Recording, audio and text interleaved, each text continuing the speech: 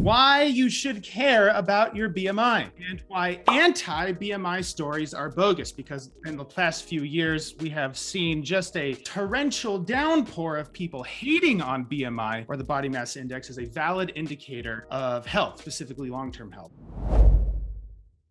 So the other day, my Apple News app hit me with this update from Prevention Magazine, one of the world's largest health magazines. And the headline stated, "Why We're Saying Goodbye to BMI." And Prevention and the sister publication, Good Housekeeping, under the same sort of umbrella, they also said they will not be using body mass index in their discussions of health anymore. And here's what's behind our decision. So this goes through that a little bit. BMI stands for body mass index. Boop.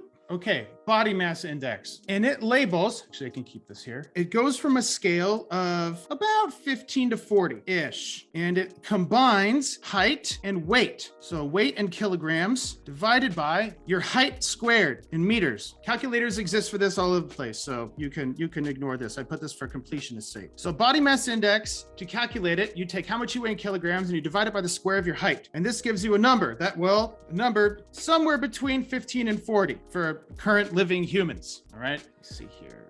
Is this? There we go. Okay, looks like this. And so when you get that number, it spits out a number, you can compare it to a standard, and those standards break up about every 5 BMI points. They go from underweight, 15 to 20, normal weight, 20 to 25, overweight, 25 to 30, obese, 30 to 35, and then morbidly obese on up, pretty much. And so it recently came under fire. It has, consistently has had some resistance, like most things in humanity do. It recently came under fire from some media outlets, though, and more specifically online health guru types. And they argue that BMI sucks. And more recently, and sadly, pulling the race card is a way to try and, as an objection to using BMI, claiming that BMI, or calculating height and weight and dividing them into each other, is somehow racist. Well, I'm sorry, but I don't know what you're talking about. And so the anti-BMI movement seems to have gained a little bit of speed. And when I referenced BMI in a newsletter with Michael Easter, Professor Easter, a couple of people ended up reporting back saying that they think that BMI actually took away from the legitimacy of the information because BMI has now been debunked. Good grief, okay? Maybe one of the single most commonly used calculations in modern medicine in the past, 100 years. So let us continue. Professor Easter even fielded questions on Instagram about BMI for that newsletter that he sent out. And the most common question amounted to something like, why do we use BMI if it's so useless? And so people would ask questions presuming BMI sucked because of the amount of, noise and publications from major influencers and media outlets that have really kind of pooped on BMI quite a bit. And so people now started supposing ahead of time that BMI sucked. And so it made Professor Easter, a professor of journalism, a person that prides themselves on taking this information, and made him look a little silly to the people who then got exposed to all of that, I'll say, hullabaloo about BMI. And so Professor Easter goes on to say that they are very misguided. And after reading the prevention story, the one we discussed earlier about these two big magazines saying that we're never using BMI ever again, we decided to kind of crack down or crank out a few thoughts on what BMI is, what it is not, and how you can think about it. So we'll cover what BMI is, which we did a little bit here. Boop. BMI stands for body mass index, and you calculate your body mass index by taking your weight in kilograms and dividing it by the square of your height in meters. And this spits out some number between 15 and 40, probably. And then in increments of 5 labels you from underweight to morbidly obese, terms you've probably heard. So what BMI is, where BMI came from, what people get wrong about BMI, whether there's an optimal BMI, and if it's okay to have an overweight BMI, maybe if you have some extra muscle mass, whether BMI is racist, okay, and other health metrics that are easy, and why there's so much media controversy around BMI. So first, we go to what is BMI? Number 1, boop. A simple calculation, we discussed here, a simple calculation to assess your weight based on your height, okay? A BMI at under 18.5 puts you at the underweight category. If your BMI goes up to 25, you're considered normal, up to 30, again, overweight, and up to and above 30, obese. So 18 plus, 25 plus, 30 plus, 35 plus. Under, normal, over, obese. And then now, more common in the last, I don't know, however many decades, more people have now classified as morbid obese. Well, combining words here. So what the hell does this mean and why do we care? Because I find it cool. We talk about that now. So where did BMI come from? In the early 1900s, the insurance industry, yes, it existed back then, even way before, noticed a lot of people that died, the most death claims at a specific age, etc. Noticed more death claims as time moved on coming from their heaviest policy holders. So a statistician at MetLife began developing a simple actuarial table like insurance math nerds do. Lots of people died. Well, what can we find in common with all of these people that died? So they developed a simple table using height and weight that they could use to quickly deem the risk level of their policy holders for health, life, etc. insurance. And it worked pretty good. It worked means that if they charge more for people with higher BMIs, they could even out the losses. So their business ended up improving because they could accurately predict, or more accurately predict, who would file the most claims and then adjust how they charge those people accordingly. Okay. So as medical professionals got a hold of this, because they work with insurance companies, obviously, some of the doctors went, well, this looks pretty cool. You can actually kind of project the likelihood of a person having an illness with this simple calculation. I think I'll use it. And they did. So major contribution to modern medical science from insurance companies, interesting enough. So they started using it to guide their patients. And by the 1970s, the medical community fully adopted the idea of the body mass index, and they called it the body mass index. Why do we use the body mass index though? Why? Well, it's a simple measure for public health researchers and doctors to assess a population's risk of weight-related diseases fast and cheap. For short here, I'll say, why do we use BMI? Because you can use it to calculate the risk of lifestyle disease based off of height and weight. Very fast, with limited education and limited tools. A big deal, because that also makes it useful around the world. A really big deal, okay, from a public health standpoint. So imagine if a doctor wanted to get a perfect sense of the patient's health status. How does that feel? Weird. Perfect. What would they have to do? They'd have to stick you in like a fart chamber for 10 days, full of probes and sensors up God knows what, with beeps and blorps, starving you for 2 days, overfeeding you for another 2 days, hitting you with gamma rays, x-rays. I could name all sorts of tools that I could use to figure out what goes wrong or right with a person, and they can name that many more. You can take echocardiograms, assess cancer risk, positron emission tomography, blah, blah, blah, assess sleep quality. See all these things that we could do to test a person's health. 10 grand, 10 grand, 10 grand, 10 grand, 50 grand. Like it would cost $1 million or more to run all the tests on a person. Or anybody with a tape measure and a scale can calculate BMI. Okay. So to assess bone health, you might do, X-ray, dual absorption, X-ray spectroscopy, blah, plasma. Okay. I can keep naming. I just like naming these words. Okay. Do doctors do all that? No, doing all that would take a ton of time. It would have a tremendous cost, use valuable resources. And in addition, only very few percentage of the population could actually do that, really leaving some people that could use help to the curb, kicking them straight to the curb, okay? So your doctor uses your height and your weight to calculate your BMI. And from there, your doctor can make quick judgments, reasonable judgments about your risk for a bunch of health problems. For instance, 20% of cancer has attributions to BMI over 30, as in if you have a BMI under 30, or if the people that had cancer had weighed X pounds less, then they probably would have zero cancer, okay? 30% of kidney disease related to having a BMI over 25. So if you weigh a little bit more than the regular person, it stresses out the organs that filter all the stuff you got going on. Having a BMI over 25 makes you too big of a number to make a difference, okay? I just have the numbers here for completion's sake. Between 15 to 103% more likely to develop heart disease. And because you can have a BMI of 25.1 to 45.1. And so for that reason, it has such a large range. So basically, if you have a slightly higher BMI, you have slightly higher chance of developing heart disease. If you have a very high BMI, you have a very large chance of developing heart disease. We'll just leave it at that, okay? Just going from people that have heart disease in comparison to their height and weight, just looking at these correlations here, okay? And so people with a BMI of 30 or greater, 700% more likely to have arthritis compared to people in a normal BMI range, under 25. So just aches and pains in general, okay? And arthritis actually means that your bone got screwed up. more than like you have some aches and pains in your joints. Arthritis means that your bone changed shape, and it changed shape and it pokes the other bones and it hurts. Okay, I'll just leave it at that. Arthritis sucks, and it happens more often in larger joints in heavier people. A lot of people end up getting arthritis in their fingers and toes because of autoimmune related stuff. And so the stuff in the major joints that causes huge quality of life issues has a freakish correlation with body weight in comparison to height. 70% of kneecap replacements, 30% of them have attribution to having a BMI of 25 or greater. I have a couple of more here looking at my notes. Having a BMI between 25 and 30 increases your mortality risk anywhere from 7 to 20%. If you weigh a lot, you have a 20% greater chance of just randomly dying. Okay, just that sort of correlation exists, like these sports statistics. BMIs between 30 and 40 have associations between 45 and 90% increase in mortality. Just the general chance that you die goes up like 60% when you weigh a lot. What does that really mean? I actually would have to dive back into the meta-analysis that they did. It just sounds interesting to say. Basically, you increase your risk for something. And so this data is from a study that followed, because like all this stuff came from one meta-analysis, by the way, which just means like some super dork looked at all the other dorks, what they put together, and then they did like the super dorkification of all the data to make it look like one giant study. Okay, so they combined all the data. They followed 4 million people for 14 years and extracted these statistics from it. Does BMI work as well as hanging out in a fart chamber for 2 weeks, getting shot with gamma rays full of sensors? No, we already discussed that, okay?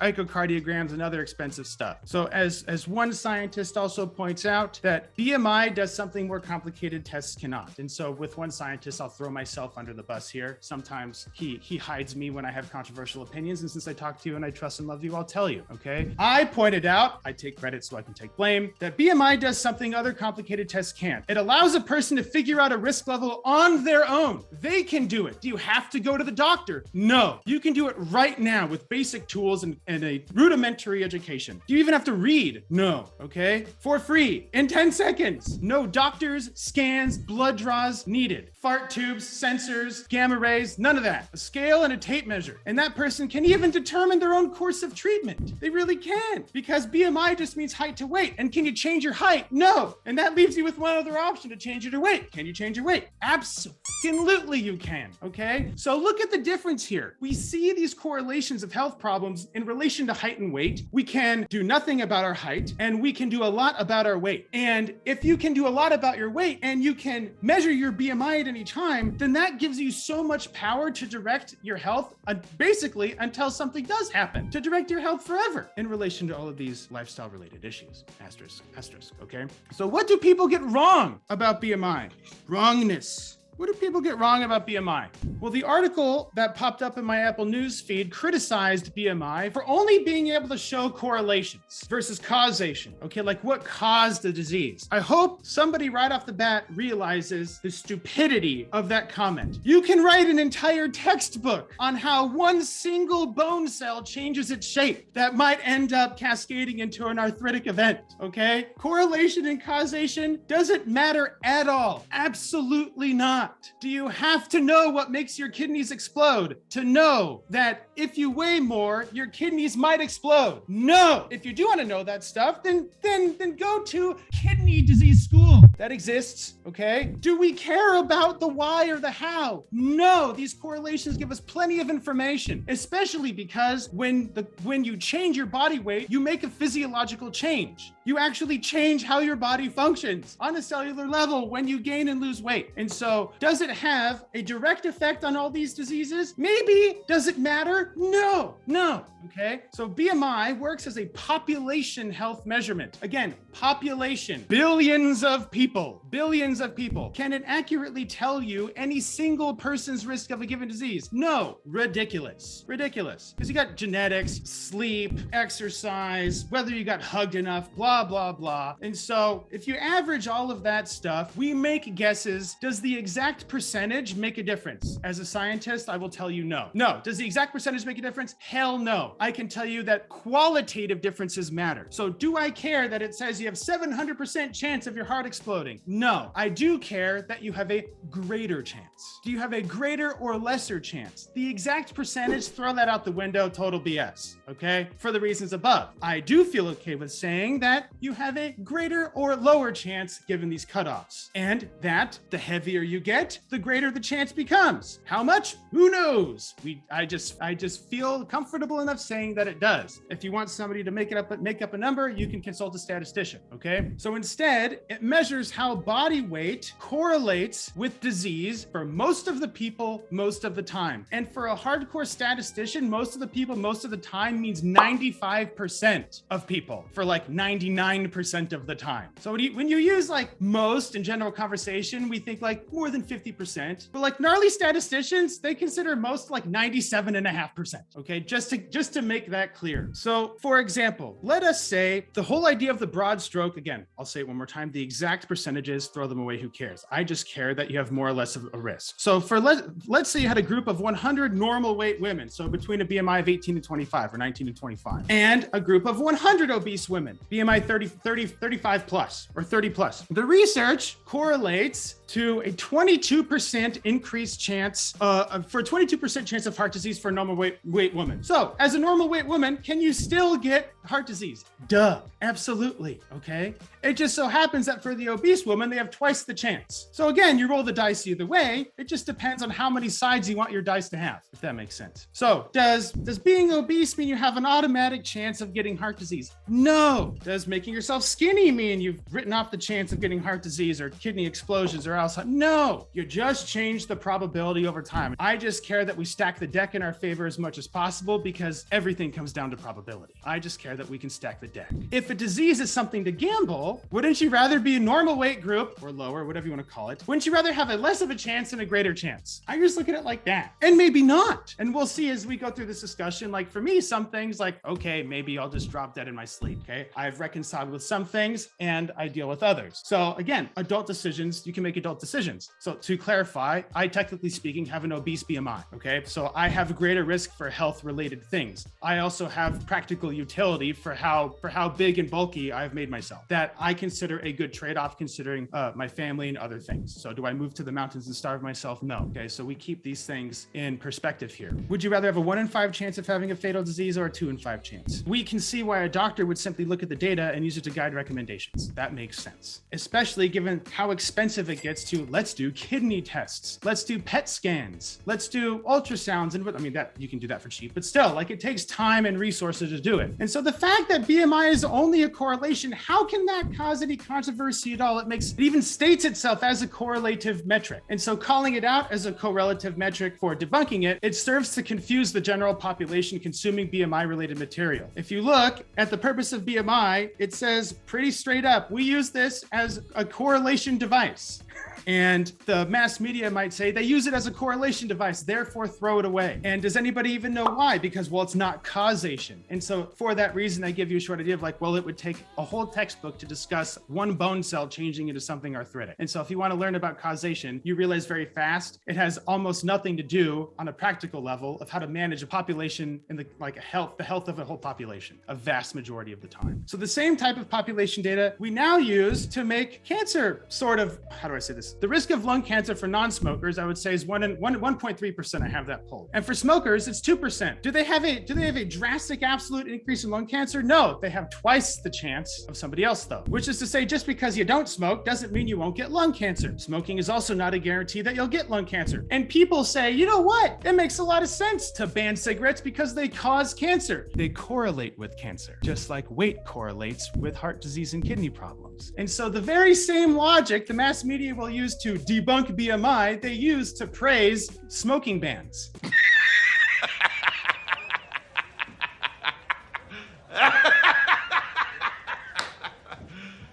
You serious? These exist as correlative metrics, the justification to ban cigarettes and the justification to classify weight and disease. They use the same sort of tools, which I find interesting, okay? Do we think that makes advice on not smoking useless? No. You can use the same language of talking about body weight and people just flip a bitch. So one other criticism about BMI is that scientists, actuarial tables, whatever, use arbitrary cutoffs. These arbitrary cutoffs, and critics would ask, okay, why does the scientist choose 25 and above to call it overweight instead of 26 or 27? And an arbitrary seems to imply that scientists like fucking tossed a dart at a dartboard and said, okay, we do that. Scientists developed that. it would make you vomit. Because scientists made this. Yeah. Like, it just, as a scientist, like arbitrary means something like that. Like literal decades of research went into, okay, how do we make this cutoff? What makes this cutoff? Why do we make the cutoff this way? What justifies it? In other words, if somebody wanted to find out, why did they choose 25 and 26? That data exists. They can find it. And it would take up stacks and stacks of research that they've avoided because they read Good Housekeeping.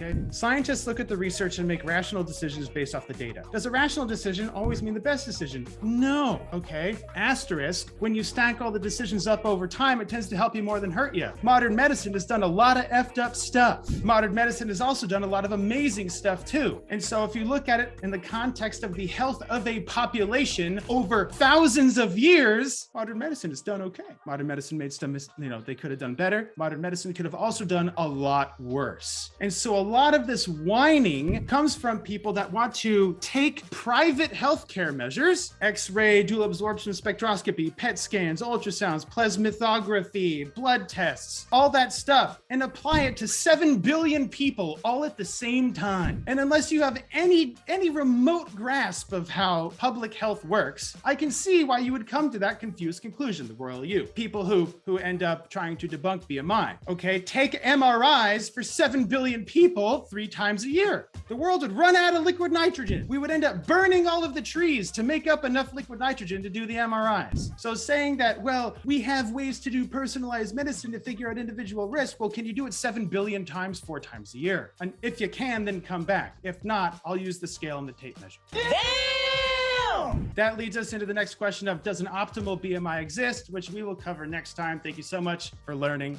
Stay rational. And until next time, Dr. Kashey out.